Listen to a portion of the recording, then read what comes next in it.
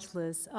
It's a particular pleasure to be doing this panel in honor of President Faust, who has been such a passionate supporter of arts and of women, as you heard. I remember when she left for Harvard Yard and how she said that now that a woman had a seat at the table, she's going to change the menu and change the table, and she has.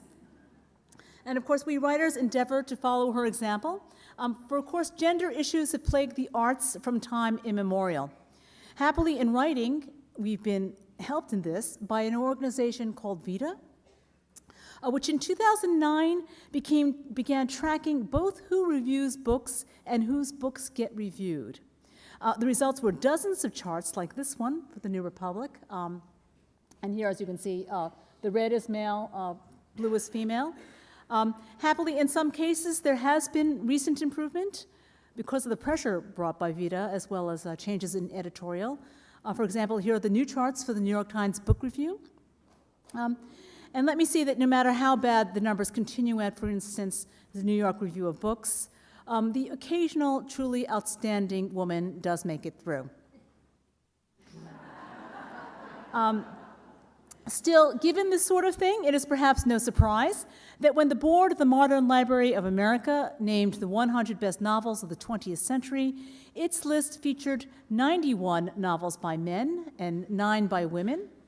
And similarly, in 2006, when the New York Times Book Review tried to name the most important book of the previous 25 years, the nominees included 20 books by men and 2 by women. As for how things stand today, we might consider that all-important cultural arbiter, listchallenge.com. There, if having worked through the 100 movies to see before you die, the 100 foods to eat before you die, the 100 places to visit before you die, you are finally moved to tackle the 100 books to read before you die, you will be confronted by some by now familiar percentages. So the question is, of course, how different will the Modern Library of America Best Novels of the 21st Century list look?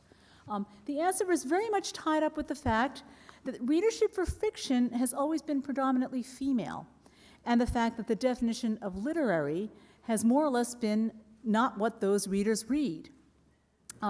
Many people took offense when the editor of the Times Literary Supplement responded to 2011 VITA count by saying, "We know that women are heavy readers of the kind of fiction that is not likely to be reviewed in the pages of the TLS." But in truth, he was in league not only with Nathaniel Hawthorne, who famously complained about a damned mob of scribbling women, but George Eliot, who wrote an essay called Silly Novels by Lady Novelists, and with Jane Austen as well, who laughed, "I could not sit seriously down to write a serious romance under any motive save to save my life. And if it were indispensable for me to keep it up and never relax into laughing at myself or other people, I am sure I should be hung before I had finished the first chapter." In short, while there is some disagreement in the literary world about whether a work of fiction is properly autotelic or not, that is, whether art is for art's sake or may serve a social purpose, most agree that it must make people really look and really see and really feel. Jane Austen concludes her note about what she can't possibly do with, "No, I must keep my own style and go on in my own way," and that is, of course, exactly right. Books that traffic in piousness, in formula, in cliché and sentimentality may make it onto a bestseller list, but they will not make it onto any other lists.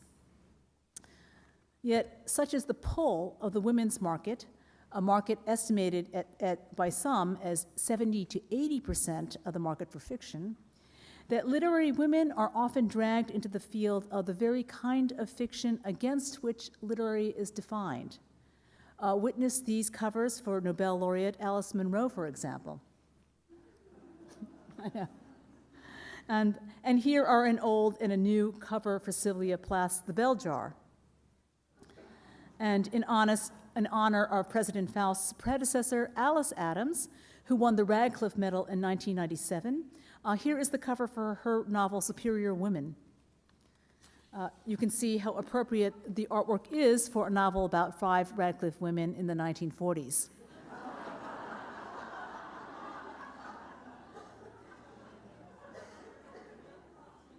Not that women are the only ones marketed in an astonishing way. Witness the sameness of the covers of books related to Africa.